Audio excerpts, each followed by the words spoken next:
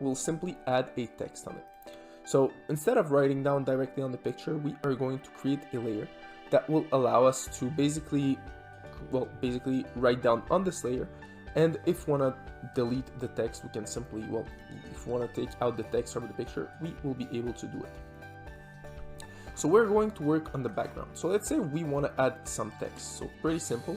We're going to add it right here. So as you can see, when you add some text, it's gonna automatically generate a text right here. So we'll write down something that will be, let's say we are writing down never give up. So just select your text and we'll write down never give up. Here we go. So we have our quote right here. Now what we want to do, we want to make it a little bit bigger. So it's going to be right here. We can make the text bigger. So let's say we want 50.